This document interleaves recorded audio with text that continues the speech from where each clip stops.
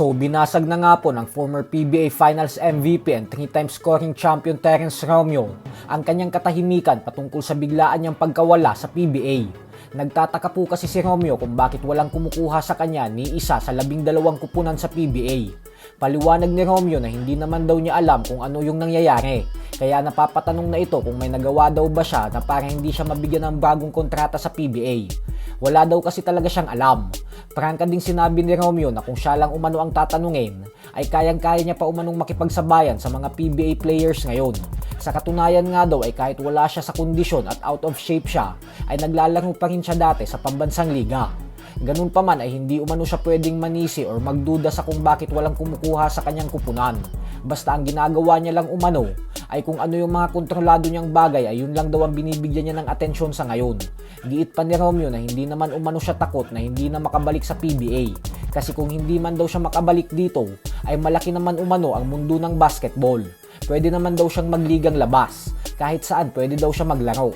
Pero hindi umano ibig sabihin nito na ayaw niya nang bumalik sa PBA kasi gustong gusto niya pa rin umanong makabalik dito. Sadyang kung usapan lang umano ay basketball ay kaya niya pa din. Sa PBA umano ay sobrang dali lang para sa kanya doon maglaro. Gusto niya daw mag-basketball hanggat sa umabot siya sa 40 anyos. Yun umano ang kanyang goal. Kahit saan pa daw yan na liga. Basta aalagaan niya lang umano ang kanyang kalusugan na maging healthy at mapunta sa team na welcome siya. Mahirap na daw kasi mapunta sa isang kupunan na hindi ka welcome. Sa bandang huli ay nagpapasalamat pa din si Romeo sa PBA sa mahigit isang dekada na paglalaro niya doon. Ayon kay Romeo ay kahit saan mo umano tingnan ay sa PBA daw talaga siya nagsimulang makilala at pumutok ang pangalan.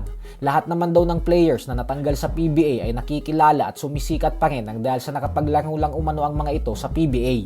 Kaya kahit ano umano ang mangyari ay nagpapasalamat siya sa pambansang liga. Sa kabilang banda naman mga idol ay bagamat nga po nakuha ng Token Tex ang panalo sa Game 1 ng Philippine Cup Finals kontra sa San Miguel Beermen, ay tila hindi pa po dito nakukontento ang TNT head coach na si Chot Reyes. Ayon kay Chot ay nagbigay daw kasi sila ng 25 puntos sa SMB nang dahil sa mga turnovers nila. Kaya kailangan daw talaga nilang pagtuunan ng pansin ang pag-aalaga sa bawat possession. Lalo pat nagkaroon umano sila ng sumatotal na 19 turnovers sa Game 1. Walang duda umano na masaya siya sa naging panalo nila.